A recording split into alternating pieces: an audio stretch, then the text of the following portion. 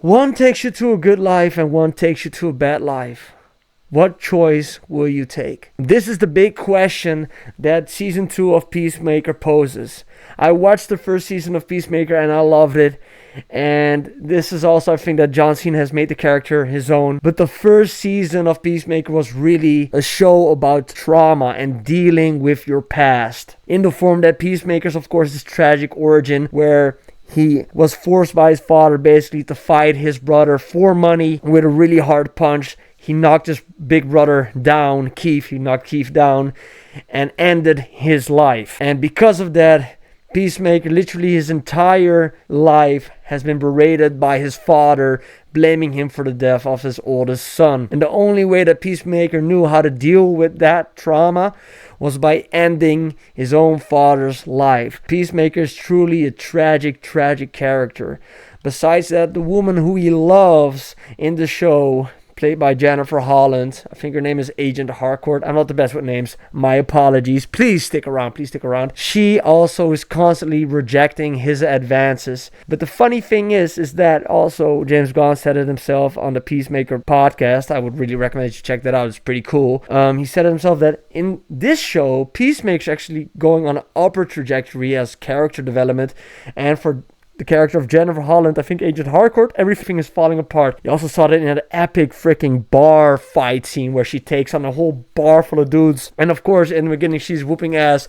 But at a certain point in time, you cannot fight 30 people and not get your ass whooped. So she really gets her ass beat. And she takes the frustration that she feels by being blackballed by Amanda Waller in the operative business out on the people around her by pushing people like Peacemaker away from her. So in this show, Peacemaker has to make the choice. And the choice after these 2 episodes, it's very clear.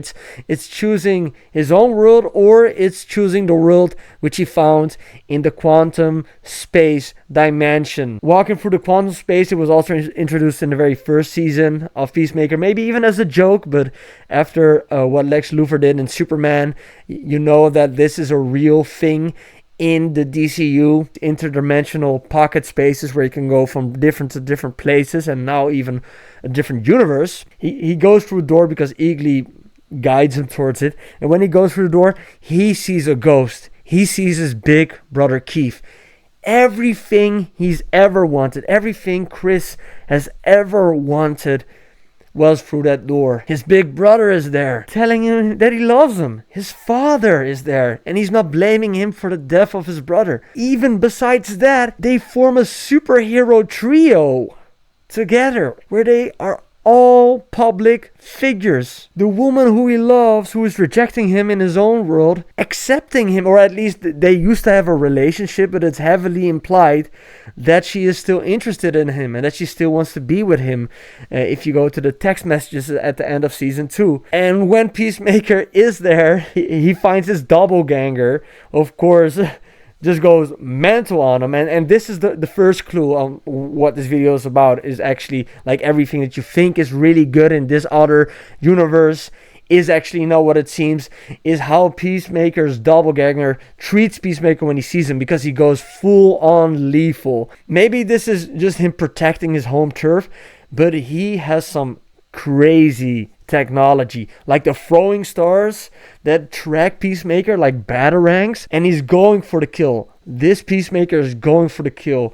How our Peacemaker had the evolution of not wanting to be a person who kills people, this one doesn't care and is trying to end his doppelganger's life. Peacemaker finds a way to defeat his doppelganger by pushing his jetpack, and the doppelganger of John Cena goes right through a conveniently sticking out spike in the ceiling of the pocket dimension, and together with Vigilante, he cuts up the body and he burns it after telling one of his intergalactic neighbors to F off. We all know where this is going. This is going to a place where Peacemaker thinks that he wants to keep living in this pocket dimension and taking over the perfect world which his doppelganger was living in. But I am suggesting this.